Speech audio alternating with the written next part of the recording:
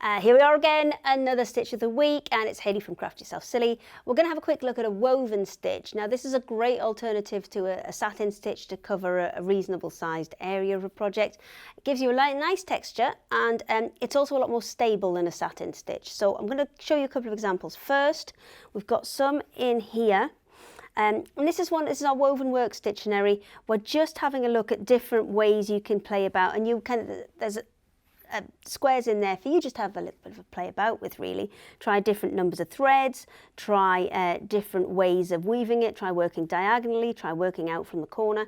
There's lots of bits you can do with a woven stitch just to create different effects. So there's another one there, so you can have a little look. Now you can attach it at both ends, or you can leave it open like that one as a little bit of a pocket. It's entirely up to you. So we're going to start off here. Oh, attached.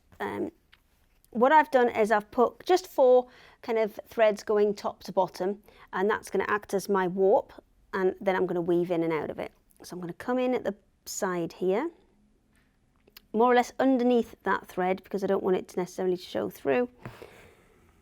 And then we're going to do exactly what we've kind of said. It's a woven stitch, so we're going to weave in and out. So we're going to go over the first one, under, over, under, and pull it through.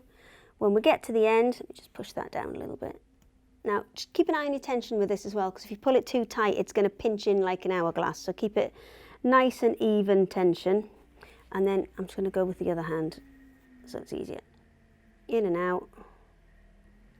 In and out. And at that point, when you've got the needle all the way through, you can actually use it to push your previous layers down. Now, if you want it to be, see what I mean there about tension? When I pull that, it's coming into kind of an hourglass shape. So I want to keep it nice, even tension, so it's not going to pull in.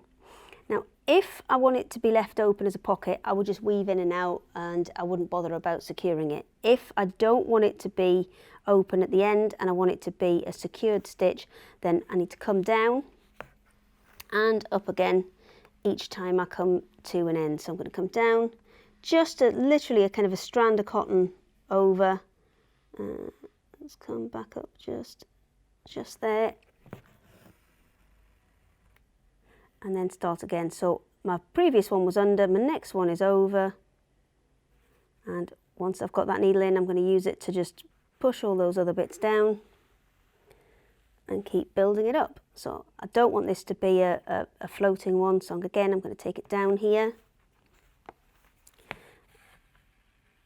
and then back up again. So give me a minute, I'll finish this off and then I'll show you the finished result.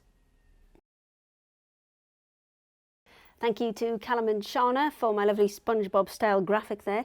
But I've just woven all the way up to the top there, and this is the last one I'm putting in.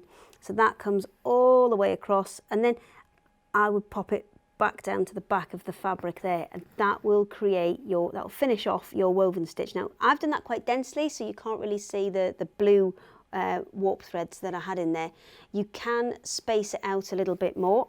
As you can see, I've got some different samples here which have used 2 colours and different spacings on them.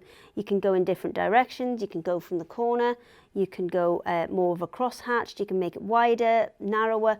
Lots of different things you can do with this, so it's really worth having a little bit of an experiment, seeing what kind of style suits you the best, and then use it in some of your embroidery projects. So thank you for watching. It'll be another Stitch of the Week next week, and if you want to find out more about us or any of our products, you can head to craftyourselfsilly.com.